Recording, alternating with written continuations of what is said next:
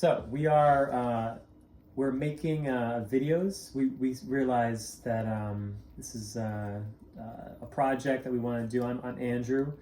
I'm an artist. I'm a social worker, licensed social worker, and this is Kelsie. I'm Kelsie. I'm a counselor, KSAC. Yeah, and so we realized that we want to have discussions, weekly discussions. We want to record them.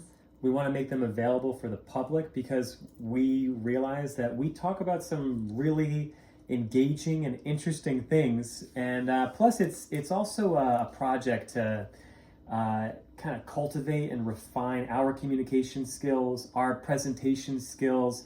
And ultimately, we want to impact the world. Like we were driving in our car just now on the way to breakfast, and I was like, what role should we play to really impact the world? Because the world right now, it's imbalanced. There's something that's not balanced. There's something that's not being managed correctly.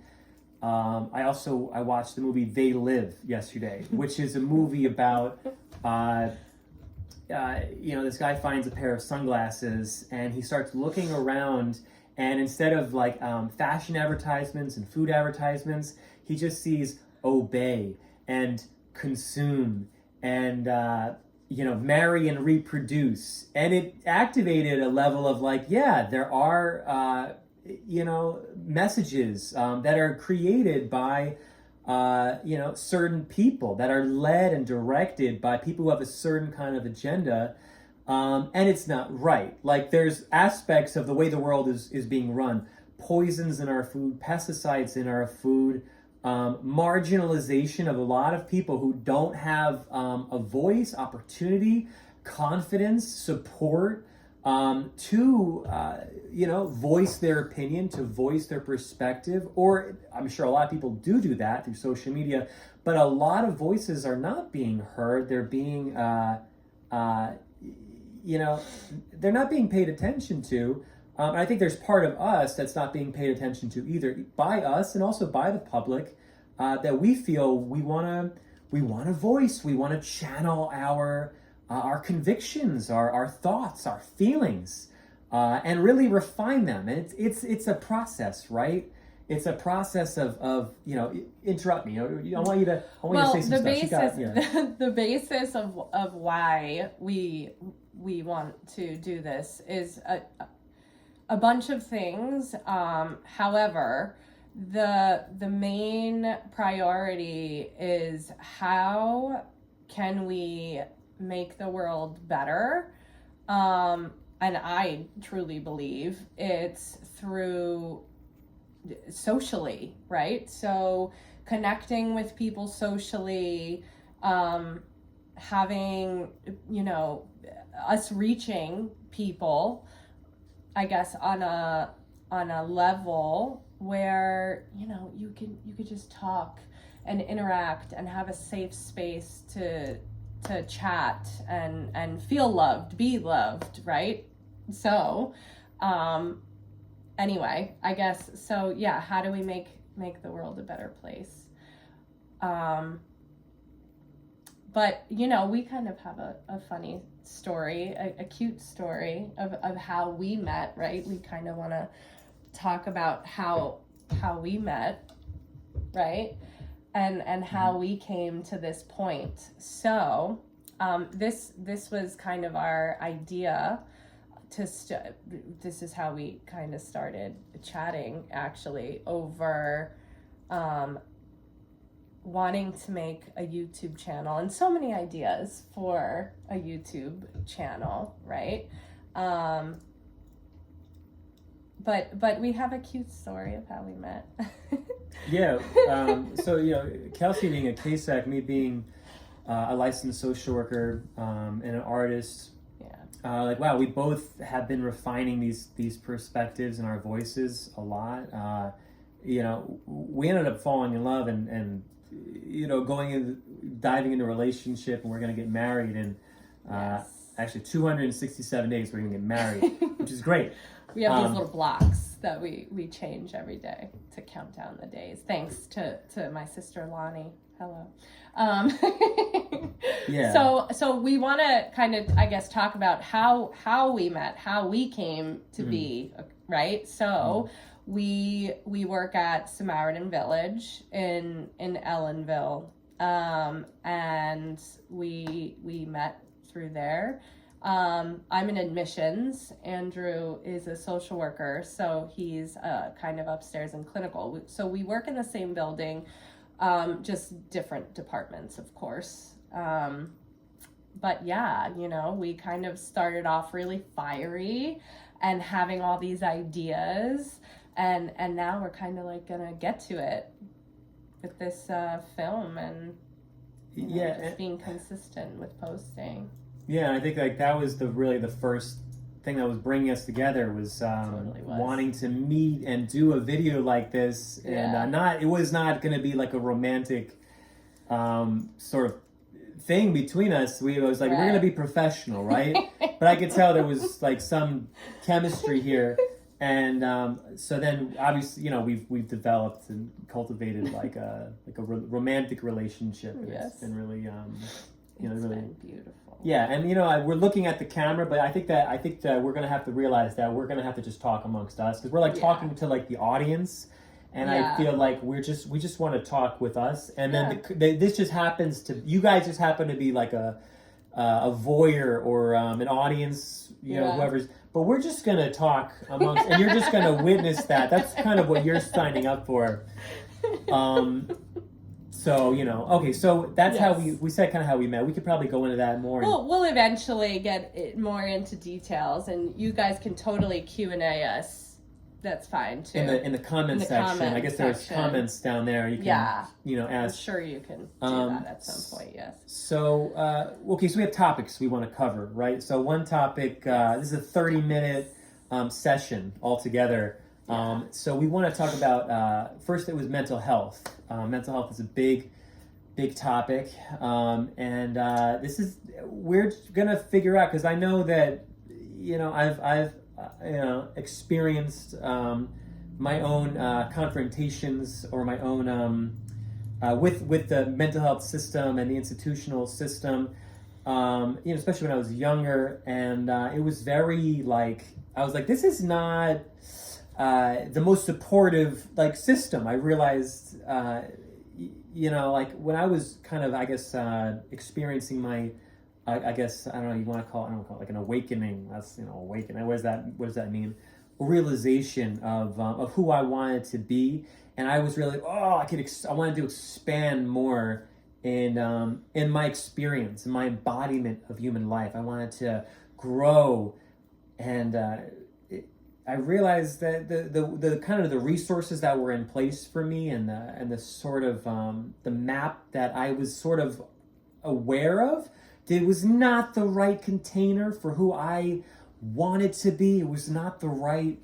I didn't feel supported, and then my mind was wobbling around, trying to figure out how I could grow up in this world, how I could embody being a man. And then during this time of growing up and saying, I want to be a man, and then there's all of this challenge with what a man is, right? There's a lot of, I think we're in the wake of a post kind of feminist revolution. We're in the wake of obviously the annihilation of all the principles and all the values of, I guess, what we would see as stereotypical 1950s nuclear family culture, where women stayed at home and men would pursue jobs, and we'd have our top hats and we'd have our suit and our tie and our briefcase. That's been annihilated. It's been pulverized by irrelevance, and it doesn't exist anymore with so many, the internet, and then just women and realizing all sorts. I'm not going to speak for you. What do you think about this topic? Well, so I just mental health. Yeah. So mental health is a very big, broad topic. We could take it in a ton of different directions, and I like what you're saying. You're kind of giving your perspective on everything and how you're viewing mental health. But we want to eventually talk about mental health, and just open discussions about it. We work at a dual diagnosed facility that caters to mental health and substance abuse. So we see it a lot, we're around it a lot.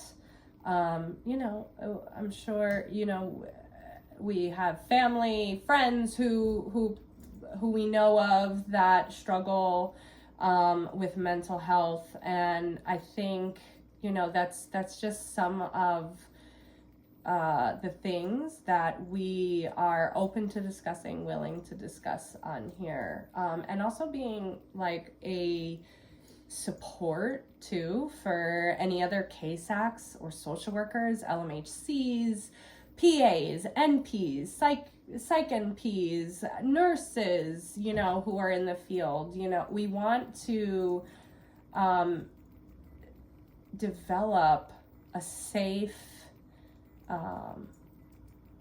network where we can maybe talk about our struggles with the field, how we can make it better, right? Because we're always, if we make the mental health and substance abuse field better, right, we're moving, that is gonna help the world, because it's a big part of our world now, right? Mental health and substance abuse. So that was another thing that we kind of, and I'm kind of flowing into the next topic of discussion, but which is addiction, right? So many people suffer from addiction. So I could spend all day talking about my view on mental health and addiction, but these are just some things that we are coming down the line that we're gonna chat about. Yeah, and we want to chat about them a little bit right now as well. Like, it's like mental health. There's resources. We're from New York. Yes. And New York has a fairly robust support system that I think a lot of other states don't have in the United States. I mean, and as far as addiction, I know that in the Philippines, I was listening to the news that the leader in the Philippines would just gun down people in the streets who had addiction, would just kill them. And then we work with people, Kelsie does intake and she receives people who are, wanting services, and she connects them with the organization that we work for. Which also another thing is I wonder how us having our own voices, which is an inevitable part of our development, our professional development, our internal and emotional and mostly professional development, how is that going to impact us working under a larger umbrella?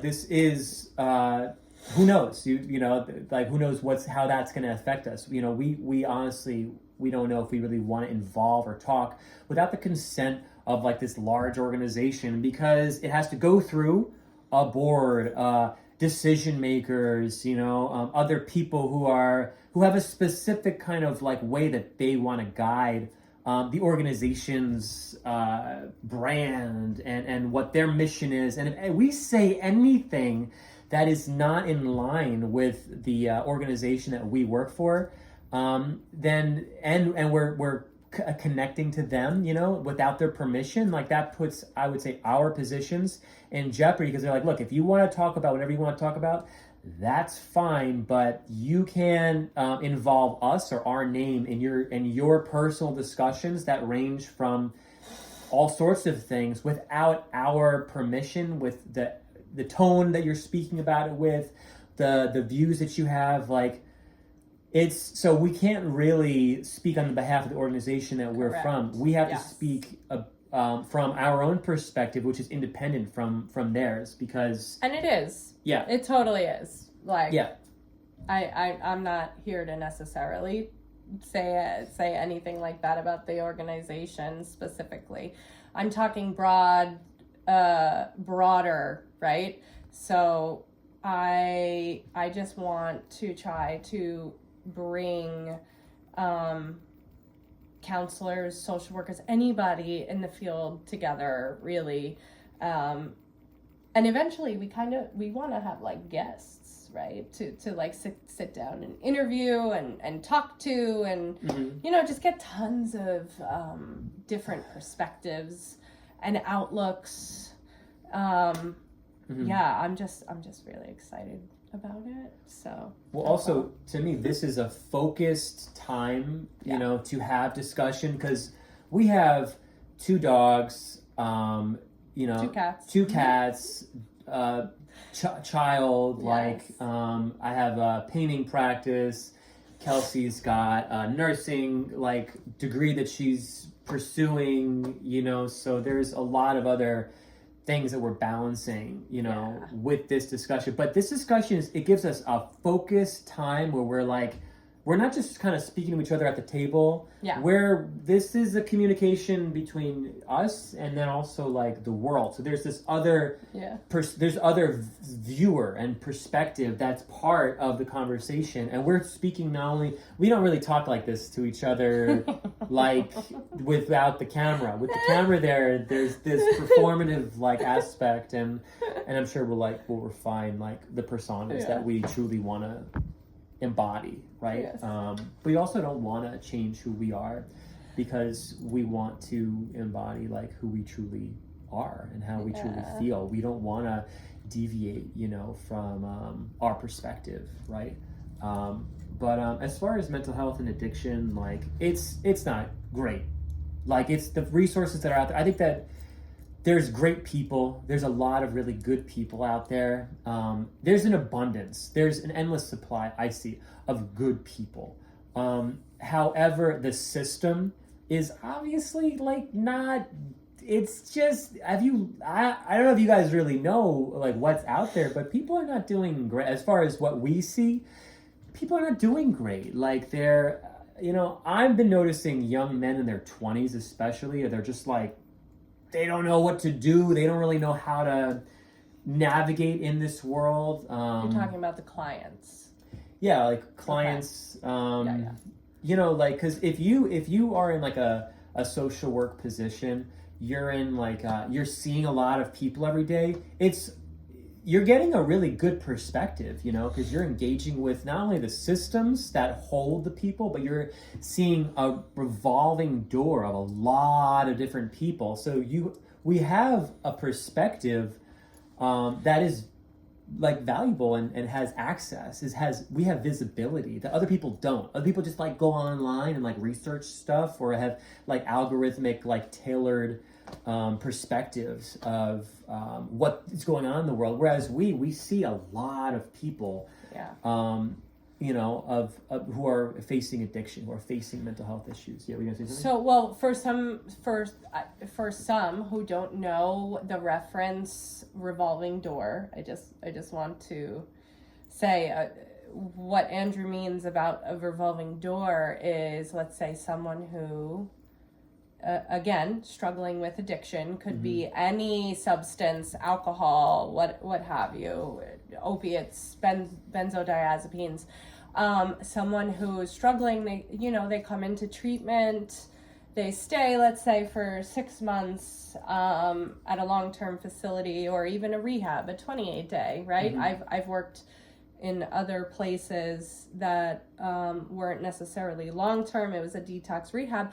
And I would see people leave detox after 5 to 7 days or a month, and they're like, you're hoping they're going to do great when they go back into the community, but then they go back into the community and then they might relapse, and then we see them again in another month. So we want to try to, just reach whoever wants to get in on this discussion, or, talk about like, how can we better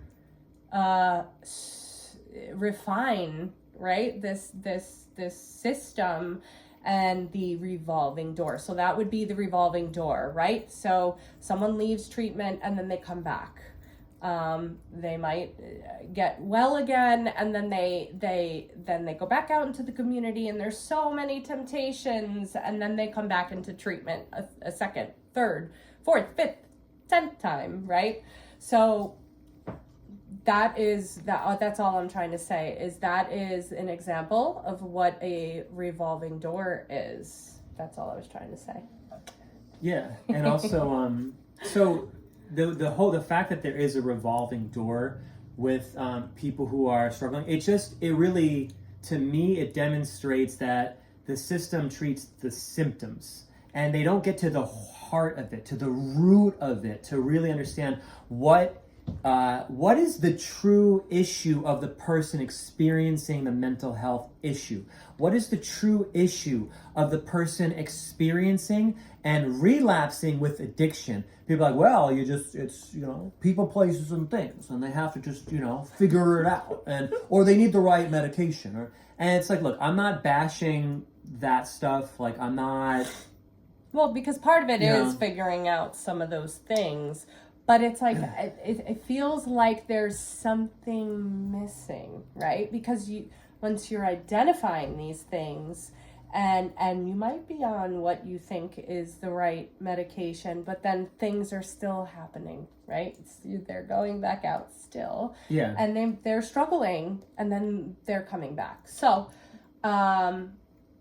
right. How can we, as a whole, help this situation, right? Help make this world a better place. Right? Go on.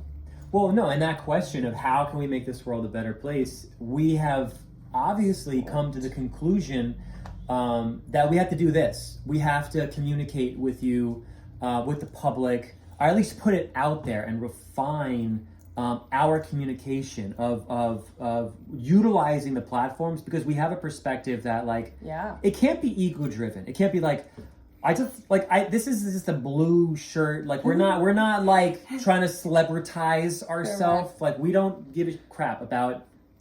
I don't care about vanity. I mean, everybody does to a certain extent, and that's obviously like something to conquer, right?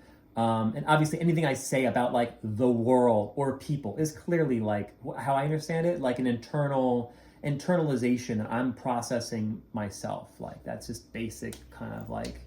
That's how I understand things. But what I understand as far as what we have to do to create global change, to create a better world, is really communicate the message that when you try to grab something, specifically addiction or a certain thought process, someone who's grabbing crack cocaine, or someone who's grabbing alcohol, or someone who's grabbing a relationship. I want to get that girl. I want to get that boy. I want to get the money. I want to get the status. I want to get the house. I want to get that social media following. I want to get. When you get it, obviously you're not happy. Like, then you always want to get the next thing, right? And so this delusion of wanting to get the next thing, and then when you get the next thing, you're obviously not going to be happy, because you're like designed for happiness or satisfaction. It was contingent. It was dependent on getting the thing, so that's, you're never going to be happy. But when you see that, I guess when you realize that you have to realize, right, that you are happy, that happiness is a force within inside of the being, right, that you cannot get from outside. Getting stuff from outside is an externalization. It's a manifestation of what one must realize is there eternally, cannot be taken away, cannot be given. It can be complemented. It can create some sort of alchemy process outside of oneself, right? I believe before I met Kelsie, I was happy, totally satisfied, totally just felt the love, and that love was so strong that it attracted this person, right? And then but without without one another, we're still, that's who we are to our core. Like, we are independently, we must be, I assert that we must be independently satisfied, independently happy. And that must remain firm, that must remain crystallized and strong. And then things come out. So I think that that's, from how I understand from this, what is it, the 29th, the 30th? Is it 30th? 30th. It's the 30th of August, 2025, right? At this point in my understanding, my wanderings and my existence, I think that's the essence of the issue on a massive cultural scale. That so many people are seeking stuff, seeking, and it's like... things outside of themselves. Seeking stuff outside of themselves, right? Yes. Yeah. So that could, again, such a good topic. Another topic, right? Mm-hmm. Is eventually will be coming. This is great. Mm-hmm. What is really happiness? What is your definition of true happiness? Right. Really good topic. Global change. Right. So global change was the next thing we are kind of just throwing in here is. And I think this is a step in the right direction for global change, right? Internet is used so much for global change, getting the word out. How can we make true global change? Relationships? We wrote relationships down. Relationships, social relationships. I would say personal relationships. We kind of just spoke on it actually a little bit. I mean, that's to me, that's like one of the most compelling topics is like relationships, because we have to. People need people. People need people. People need people. Yeah, it's the most fulfilling. It's a big deal. It's a big deal. It's a big deal. I think some people have.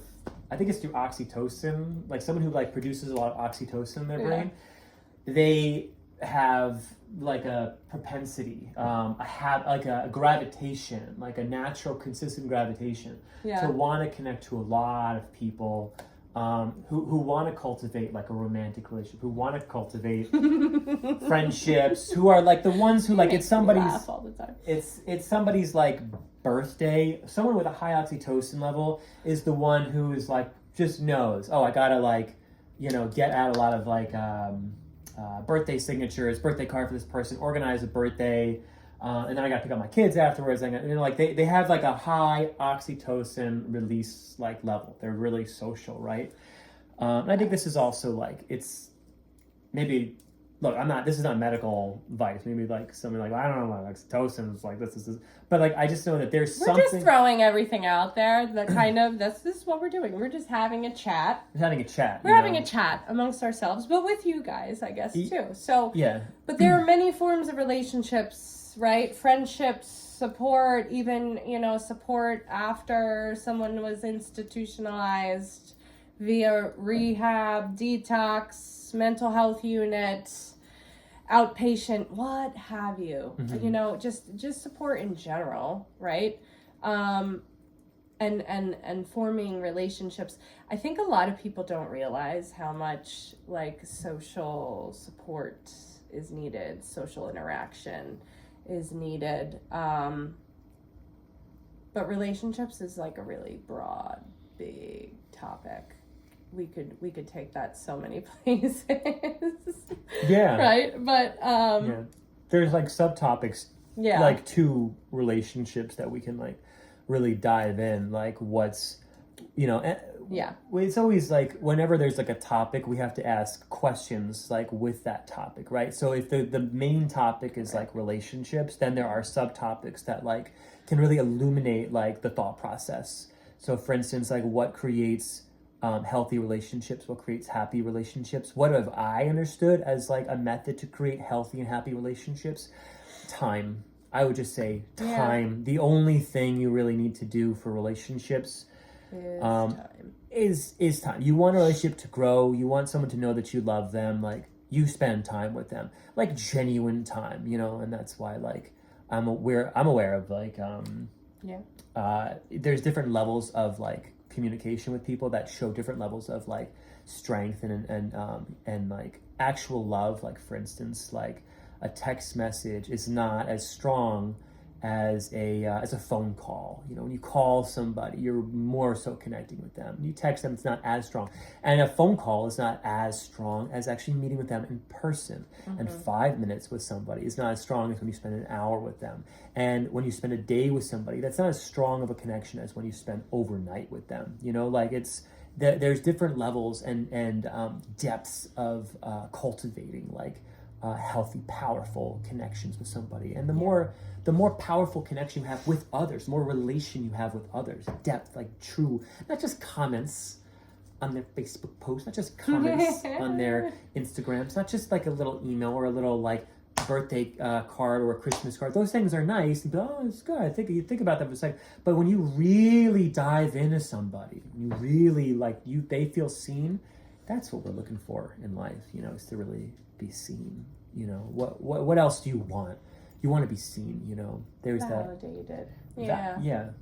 And we want to love. Sure. Yeah, right. And that was also the statement. You know, the greatest thing in life is to love and be loved. That's like a statement, right? Yes. And then the guy who I don't remember who, I have to kind of look who wrote that, but the guy who, or the person, I don't know, person who said that said no, the greatest thing in life is not to be loved and to be loved. It's just to love. The greatest thing in life is to love. So not to expect something back, right? It's simply to love, to give. And if those who receive it, they're good. Let them. Those are like, I don't want what you're putting out there. It's like, fine, I'm gonna be who I'm gonna be. And if you don't like that, like, ta-ta, like, I have to be me. I have to be authentic and like in aligned with who I am, you know. And those who can't receive us, maybe like we also have to hold ourselves accountable. We can't be, well, you don't get me, well then screw you, like. It's not, you know, sometimes you're like, no, you can't be like, yeah, what? Andrew does voices, so we're going to get a lot of his cute, cool, like, voices. It's great.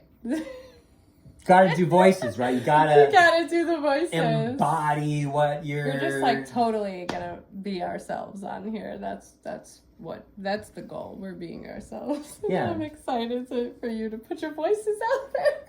You want me to put my voices out there. Yeah. But, okay, so transforming old systems, because we're getting a little over time, but that's good. Transforming old systems. What were you thinking about when you wrote that? The goal was to get to 30 minutes. We're at 32 minutes. We'll get into that in a later episode. You know, because we could yap. Yeah, right? we probably could. We kind of yap for a long. We yap all day with time. each other, you know. So a lot of yappies. Sometimes I'll yap more. Sometimes Kelsie will yap more. Yeah. You know, sometimes we'll yap at the same. We'll yap at the same time. Same time. That's cool too. We're just like talking at each other. It's cool. At each other, or with each other. You know, we activate. There's an activation. We're both very. Fiery people, but then also we're not fixed to be any one thing, right? You know, this is on astrology. This is correct. This ain't no astrology podcast, you know. I'm not like, we're not slaves to the stars, you know. We could be beyond the stars, okay? Like, no, the stars, you are just limited, but like you are unlimited in what you are. No constellation can hold you, right? Like you're beyond the way that the constellation was when you popped out of your, you know, into the world, right? You're beyond the constellations. It's, you know, it's helpful to understand, you know, I guess as a starting point to like develop your identity or your like role. But then you can't just be like, yeah, I'm an Aries, I'm like a quadruple Aries, and she's like a Leo. It's like, and that's like what she likes. So I am a Leo. That's not. He's an Aries. No, and there's no evidence to really push the astrology. It's great though. It's fun. It's really fun. It's cool to look into. I'm just a little skeptical of it. I'm just skeptical of so much of it, and that it seems a very complex science, astrology. You know, and if you can understand it, then great. But it's fun to talk. I read on CoStar, you know, app CoStar, and I like, cool. And you can connect with like, you know, younger people because they're finding their role and they're developing their identity, because that's Yeah. what you do when you're a teenager. You develop your identity, right? So they love astrology. But once you kind of figure out who you are, you're like, great, okay, but I'm like more than just that. That informed, a reference point for how to like navigate, right? Yeah. It's my identity and role. But anyway, so that's a whole. That wasn't even a topic that we were. That wasn't astrology wasn't on the thing, but we'll that's talk okay. about it. We'll eventually We'll talk about it. that too. Maybe we'll get like someone specifically on here that we can like chat with to talk about astrology. Because it is fun. It's really cool. Like I like that stuff. I've always liked that stuff. So and people who know me know that I've liked that stuff. So firmness is the last topic we were going to just mention. Firmness. Yeah. Firmness. Firmness. Don't be flopping over all. Firmness. Like, don't flop around, You want to be firm. You don't want to be a fish out of water. You don't want to be a fish out of water. Like, you want to be firm in who you are, right? Gotta be firm. Just be firm. Yeah, but you also don't want to be too rigid. inflexible. No, yeah. Like, firmness doesn't mean inflexible. I think firmness is like adaptable. Like, if you're adaptable, then and flexible, but you certainly have strong, firm beliefs, I think that's a winning strategy, I believe. Yeah, for sure, right? That sounds good. That sounds right? So anyway, I guess we'll be back. We will be back. Yeah, we were conditioned by like television programming, so there's like a beginning, a middle, and end. And I know that like with other people with doing podcasts, you can just talk for hours and you're not constricted. But I think that within our first podcast, obviously we're still like learning how to like what kind of program, and we're kind of gaining. I mean, I like doing this. This is fun. It's fun. But it's also we're learning how to run our program, how to run our TV show. This is not even TV. This is something else. So. Maybe it will get to TV one day. Yeah, but TV's dying, though. TV's dying. No. Yeah, the older people still watch TV. We don't have a TV in our place. We have YouTube, which is a tailored algorithm to each person, right? We have a TV. It's not plugged in. It's not plugged in. It's in my child's room, our child's room, but it's not plugged in. It's not plugged in. So, it's here. It's Well, the reason I don't really like... in the corner. It's in the corner. The reason I don't really like TV is because there's ABC, NBC, CBS, American Broadcasting Corporation, National Broadcasting Corporation, something, whatever CBS stands for. And then there's PBS, Public Broadcasting, but there's such a limited amount, and they're really controlled all by whoever's, running like BlackRock and Vanguard, and they don't care about us. Those people, again, I know I said this before, but like most, people in the world are good, and then there's people who are, not good, and I think that they're running like the economic system, right? I'm not running.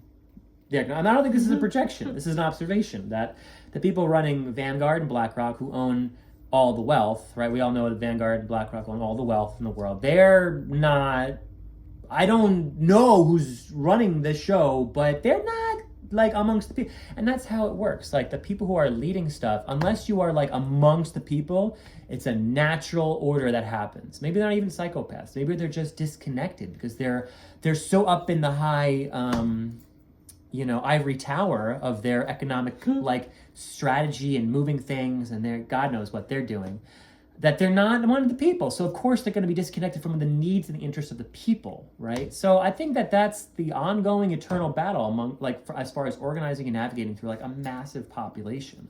We have to simply, contend with the fact that there is a disconnect, because there's always going to be a 1% of people who just like were given power and then they're not neurologically the same orientation as the majority of people. Because the majority of people are just like, are in control of the mass amounts of decision making that the people at the top are entrusted to. That we never really entrusted them. We just sort of no one entrusted the people at the top.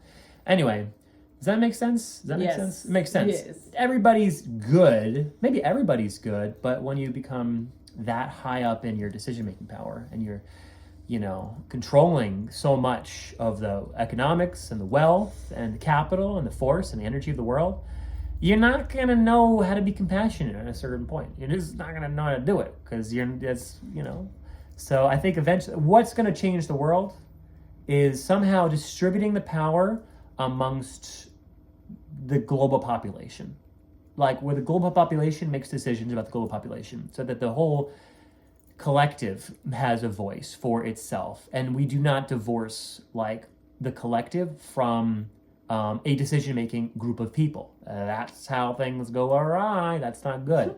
So if we can develop some sort of technology, which I think we're doing. Anyway, it's 10 minutes over, so we're gonna have to edit it. Tune in next week. No, it's fine. Tune in next week. Tune in next week. Next week. Yeah.